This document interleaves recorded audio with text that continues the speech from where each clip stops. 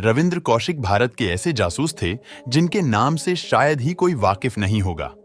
साल 1952 में राजस्थान के श्रीगंगानगर के एक पंजाबी परिवार में जन्मे कौशिक ने कभी नहीं सोचा था कि वह भारत के इतिहास के सबसे महान जासूस कहलाएंगे।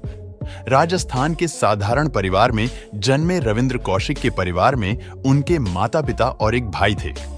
कौशिक को बचपन से ही थिएटर में काफी दिलचस्पी रही थी। एक बार उनके थिएटर के दौरान उन पर रॉ की नजर पेडेडे ही, जिसके बाद से शुरू हुई उनके भारत के सबसे बड़े जासूस बनने की कहानी। लेकिन थिएटर के दौरान उनकी एक्टिंग से रॉ के सदस्य क्यों प्रभावित हुए, यह भी कहानी काफी दिलचस्प है। दरअसल उनके मोनो एक्ट, जिसमें वह एक इंडियन आर्मी अफसर का रोल प्ले कर रहे थे। कहानी थी, चीनी सेना द्वारा पकड़े जाने के बाद उन्होंने भारत से जुड़ी अहम जानकारी देने से इनकार कर देता है। रॉ अधिकारी उनकी परफॉर्मेंस से काफी खुश हुए और वहां से शुरू हुई उनके जासूस बनने की कहानी।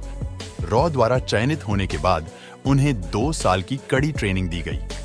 साल 1975 जब वह पहली बार मिशन के लिए पाकिस्तान भेजे गए। उनका काम अंडर कवर रहकर पाकिस्तान से भारत को अहम जानकारी भेजना था। रॉ ने उन्हें पाकिस्तान नबी अहमद शाकिर के नाम से भेजा, लेकिन कहानी यहीं खत्म नहीं होती है। काल्पनिक नाम नबी अहमद शाकिर लेकर पाकिस्तान पहुंचने के बाद उन्होंने सबसे पहले कराची की लॉ यूनिवर्सिटी में एडमिशन लिया। वहां से सफलतापूर्वक ग्रेजुएट होने के बाद उन्हें पाकिस्तान सेना में कमीशन अफसर के रूप में जॉब मिल गया। उन्हें बाद में पाकिस्तान सेना के मेजर पोस्ट पर पदोन्नति भी मिली। तत्कालीन प्रधानमंत्री इंदिरा गांधी उनके काम से खुश होकर उन्हें ब्लैक टाइगर कहकर बुलाया। रविंद्र कौशिक ने पाकिस्तान में एक स्थानीय लड़की से शादी भी की। वह एक बेटी के पिता भी बने। साल 1978 से 1983 तक उन्होंने पाकिस्तान से अहम जानकारियां भेजी, जिसकी वजह से रॉ को भारत की डिफेंस रणनीति को मजबूत करने में काफी मदद मिली।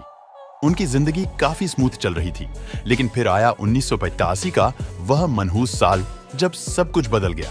साल 1988 में जब भारतीय जासूस इनायत मसीहा बॉर्डर क्रॉस करने के दौरान पाकिस्तानी सेना के हत्थे चढ़ गई। उन्होंने पाकिस्तानी सेना द्वारा इंटेरोगेशन में रविंद्र कौशिक का राज खोल दिया।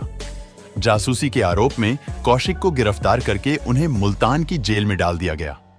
रविंद्र को फांसी की सजा हुई थी, लेकिन पाकिस्तानी सुप्रीम कोर्ट ने उनकी सजा कम करके उम्र कैद कर दी। साल 2008 में उनकी दिल के दौरा पड़ने से मौत हो गई।